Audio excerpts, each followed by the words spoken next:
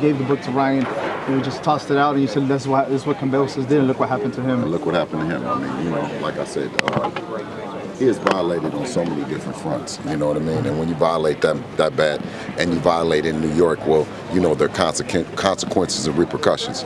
And you know what I mean? I'm not smiling about what's going to happen to him on April the 20th. When you keep on saying he's violated a lot of things, exactly what? Is it just maybe not being a quote-unquote professional in the sport, or what is he doing? I mean, he's violated every member of my family. He's violated the religion that we represent. He's violated his religion. He's violated boxing, politics, and ethics. I mean, just on so many fronts. You know, and for those reasons, I'm not smiling about what Devin is being sent in there to go do. You're being serious about the bet. You know, it was $500,000 per pound. It was, you know, just a regular bet. Then it became $500,000 per pound. You're being serious about it? That's just a formality. I'm sending Devin in there to go kill him, literally. Bill, the Ward Media Group. What do you make of Ryan's antics? Is it just to sell the fight, or do you think it's some seriously the antics and all? Well, listen, I'm saying this. I gave him the book, The Psychology of Dummies, because that's what he think that we are. He think that all of you guys are dummies, and he's playing this art of war, this mind game, but the way that he's violated, Devin will demonstrate on April the 20th, and that there's nothing laugh or play about what Devin is going to go do to him in that center of the ring, period. You said that Devin is saying that Ryan hasn't gotten much better since the amateurs. Why do you guys feel that way? I mean, whatever Ryan is going to come and go do, Devin does better. Devin going to beat him at his own game. He said he wants to fight, and he wants to fight in front of the people, a fight that the New York people deserve, because you don't come here playing, and that's just what he's going to do. He's going to go beat his ass on April the 20th in Brooklyn in front of everybody. Bill, you got a new name on social media. If he dies, Bill. How do we change the narrative of Devin Haney, you know, stepping on the gas and punishing fighters on Saturday? Well, I mean, all you got to do is do all the antics and all the disrespect that he's done, and that's what's going to happen to the next opponent, any opponent after.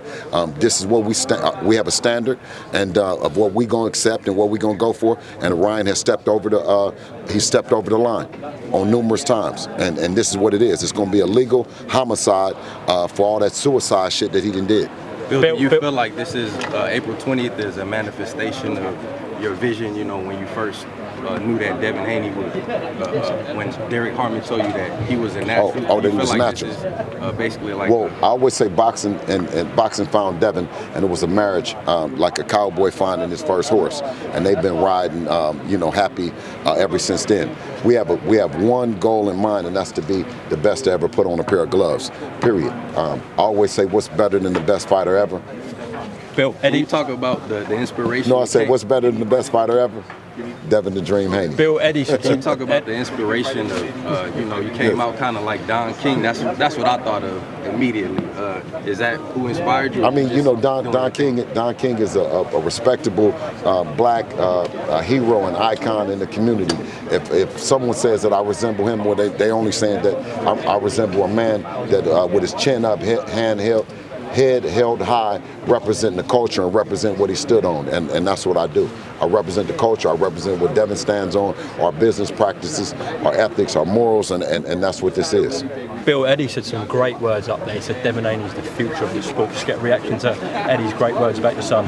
Oh, absolutely. Eddie believed early on when we decided to do the deal with him, and you guys are seeing a manifestation of a lot of hard work, a lot of dedication and discipline to be the face of the sport, meaning crossing platforms to make the fights happen. That means, you know, being accessible, you know what I mean, and being transparent. And that's what being the face of boxing is. Bill, how much of an influence and help has Ben Davison been in this camp as well? Obviously, you can't come here, but just talk to me about Ben and Lee while he's helping this camp for them. Ben and Lee have always been inspirational and motivational because they have another eye.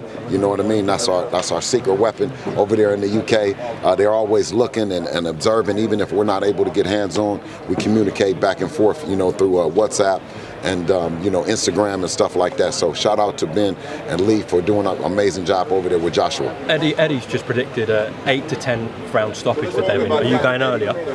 I told you, a stoppage just won't be good enough for us. We want him to go to the hospital. We want him fucked up, you know what I mean? We want him beat up, you know what I mean? You know, close to death, you know what I mean? And I said, listen, This is on the zone, and this is an 18 and over fight right here. You know, kids shouldn't watch this unless they're with their parents and they're explained to it responsibly and appropriately. Other than that, you're looking at a match and you're looking at a man that's being sent in to kill another man. That's what Devin Haney is being sent in to do to Ryan Garcia. What's the thing that's upset you the most? Is it the religion aspect about Ryan? I mean, when you're upset, you're upset. You never look back at why I got upset. How did I get here? It's not about how I got here. It's about me feeling good, and I won't feel good until Ryan Garcia is punished. Out of all the other fights you've had, Devin Haney, come Saturday night once he becomes I can't think about nothing but April the 20th. They can't come fast enough. Bill, very strong words towards what you want Devin to do to Ryan. The words wasn't strong when they was coming at us. I don't want to hear nothing about nothing being strong. He gonna get it. He's gonna get it, and he's gonna be the example of when you fuck with the Haneys, what happens.